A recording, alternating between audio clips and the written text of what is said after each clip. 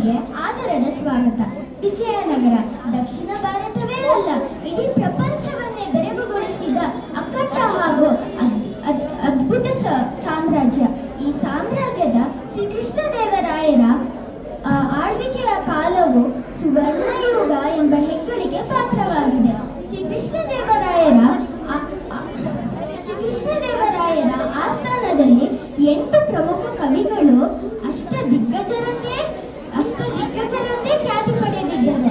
ಆ ದಿಗ್ಗಜರಲ್ಲಿ ನಮ್ಮೆಲ್ಲರ ಅಚ್ಚುಮೆಚ್ಚು ಹಾಗೂ ಸಿರಿಪರಿಚಿದ ಯಾರೆಂದರೆ ಯಾರಿಗಾದರೂ ಊಹಿಸಬಲ್ಲಿರಾ? ಯಾರು?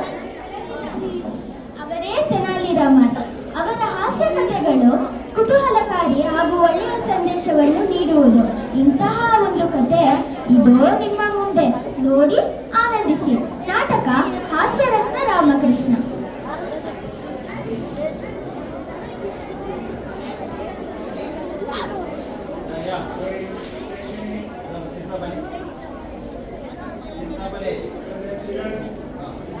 ಶ್ರೀಮನ್ ಮಹಾರಾಜಾಧಿರಾಜ ರಾಜ ಪರಮೇಶ್ವರ ರಾಜಬೇರುಂಡ ಅಷ್ಟದಿಕ್ಕುರಾಯ ಪೂರ್ವ ಪಶ್ಚಿಮ ದಕ್ಷಿಣ ಸಮುದ್ರಾಧೀಶ್ವರ ಗಜಪತಿ ವಿಭಾರ ಶ್ರೀ ವೀರ ಪ್ರತಾಪ ಅಖಂಡ ಕರ್ನಾಟಕ ಸಿಂಹಾಸನಾಧೀಶ್ವರ ಶ್ರೀ ಶ್ರೀ ಶ್ರೀ ಕೃಷ್ಣದೇವರಾಯ ಭೂಪತೆ ಬಹುಪರ ಬಹುಪರ ಬಹುಪರ.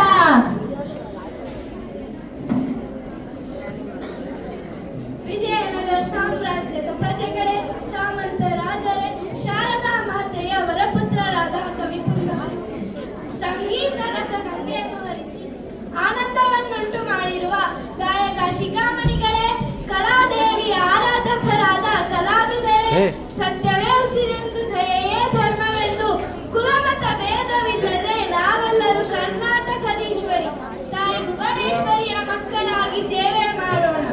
ನಿಮ್ಮಲ್ಲಿ ನಮ್ಮ ನುಡಿಯೊಂದೇ. ಹರಿಯುವ ನೀರು ಚಳಿಗಾಲದಲ್ಲಿ ಮಂಜಿನ ಗಡ್ಡೆಯಾಗಿ ಅಚಲವಾಗಿ ನಿಂತು ಗುಳಿರ್ ಗಾಳಿಯನ್ನು ಎದುರಿಸುವಂತೆ, ಯುದ್ಧ ಕಾಲದಲ್ಲಿ ಸಿಡಿಲ ಕಿಡಿಯಾಗಿ ವೈರಿಗಳನ್ನು ಎದುರಿಸಿ ಅವರ ಮೇಲೆ ಬೀಳಲು ನಾವು ಸಿದ್ಧರಾಗಿರಬೇಕು. ಆಗಲೇ ನಾವು ಉಳಿಯುವುದು, ನಮ್ಮ ಸಾಮ್ರಾಜ್ಯವು ಉಳಿಯುವುದು. ವಿಜಯನಗರದ ವಿಜಯ ಧ್ವಜ ಮುಗಿಲೆತ್ತರದಲ್ಲಿ ನಿರಾತಂಕವಾಗಿ ಹಾರಾಡುತ್ತಿರುವುದು. ಮಹಾಪ್ರಭುಗಳಿಗೆ ಜಯವಾಗಲಿ, ಸಾಮ್ರಾಜ್ಯಕ್ಕೆ ಶುಭವಾಗಲಿ. ಮಹಾಪ್ರಭುಗಳಿಗೆ ಜಯವಾಗಲಿ, ಸಾಮ್ರಾಜ್ಯಕ್ಕೆ ಶುಭವಾಗಲಿ.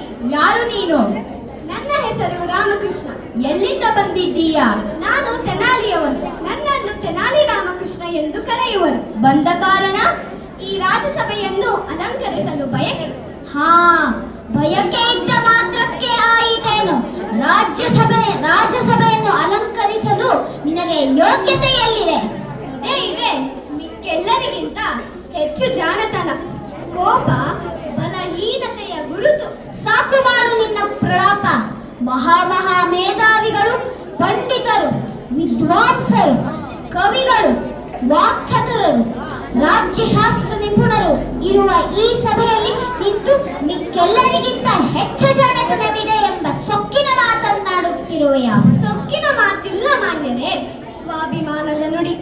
ಅನುಮಾನವಿದ್ದರೆ ಪರೀಕ್ಷಿಸಿ, ಯೋಗ್ಯತೆ ಇದ್ದರೆ ಪುರಸ್ಕರಿಸಿ, ಇಲ್ಲದಿದ್ದರೆ ತಿರಸ್ಕರಿಸಿ. ಮಹಾಮಂತ್ರಿಗಳೇ, ಮೊದಲು ಈ ತಲಹರಟೆಯನ್ನು ರಾಜ್ಯಸಭೆಯಿಂದ ಇಲ್ಲ, ಮೊದಲು ಇವನ ಜಾಣ್ಮೆಯ ಪರೀಕ್ಷೆ, ಆಮೇಲೆ ಇಟ್ಟುಕೊಳ್ಳುವುದೋ ಅಟ್ಟುವುದೋ ನಿರ್ಧರಿಸೋಣ. ಅದು ಮುದ್ದಿನಂತ ಮಾತು. ಯಾರು ಯಾವ ಪ್ರಶ್ನೆ ಕೇಳಿದರೂ ಉತ್ತರಿಸುವೆಯಾ? ಪ್ರಯತ್ನಿಸುವೆ ಮಹಾಪ್ರಭು. ತಪ್ಪಿದರೆ ತಲೆಯನ್ನೇ ಕತ್ತರಿಸಿ ತಮ್ಮ ಪಾದದ ಬಳಿ ಇಡುತ್ತೇನೆ. ಜಾಣತನದಲ್ಲಿ ಇಷ್ಟೊಂದು ವಿಶ್ವಾಸ ಇರುವ ನೀನು ರಾಜಾಶ್ರಯ ಬಯಸಲು ಕಾರಣ? ಹೊಟ್ಟೆಪಾಡು ಸ್ವಾಮಿ, ಹೊಟ್ಟೆಪಾಡು. ತುತ್ತು ಅನ್ನಕ್ಕಾಗಿ ಆಶ್ರಯ ಬೇಡುತ್ತಾ ಅಲೆದು ಬಂದ ನೀನು ಮೇಧಾವಿಯಾಗಲು ಹೇಗೆ ಸಾಧ್ಯ? ಲೋಕವನ್ನೇ ಕಾಪಾಡುವ ಸರ್ವಶಕ್ತಿ ಸಂಪನ್ನ ಈಶ್ವರ, ಬೇಡಿದ್ದನ್ನೆಲ್ಲ ಕೊಡುವ ಕರುಣಾಸಾಗರ, ಮಾವ ಪರ್ವತೇಶ್ವರ, ಮಿತ್ರ ಕುಬೇರ. ಇಷ್ಟೆಲ್ಲ ಇದ್ದರೂ ಭಿಕ್ಷೆ ಬೇಡಬೇಕಾಯಿತಲ್ಲವೇ? ಅದೇ ಹಣೆ ಬರಹ. ಭಲೆ ಭಲೆ ರಾಮಕೃಷ್ಣರೇ, ದುಷ್ಟರು ಯಾವಾಗ ಒಳ್ಳೆಯವನಾಗುವನು? ರೋಗ ಪೀಡಿತನಾದಾಗ ನಾಸ್ತಿಕನು ಭಕ್ತನಾಗುವನಂತೆ, ಅಶಕ್ತನಾದಾಗ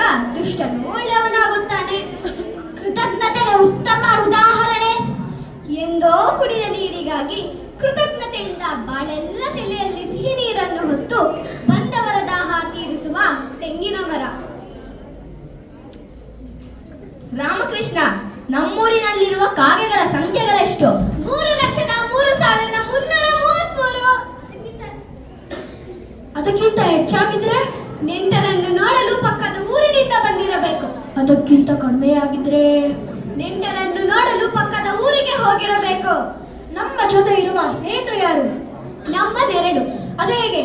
ಹುಟ್ಟುವಾಗಲೇ ಜೊತೆಯಾಗಿರುವನು, ನಿಂತಾಗ ನಿಲ್ಲುವನು, ನಡೆಯುವಾಗ ನಡೆಯುವನು, ಮಲಗಿದಾಗ ಮಲಗುವನು. ಹಗಲಿನಲ್ಲೂ ಎಡಬಿಡದೆ ಜೊತೆಯಾಗಿದ್ದು ಕಡೆಗೆ ಜೊತೆಯಲ್ಲಿಯೇ ಕರೆದುಕೊಂಡು ಹೋಗುವನು. ಆಹಾ, ಎಂತಹ ಕಲ್ಪನೆ! 100ಕ್ಕೆ 100 ಸತ್ಯ.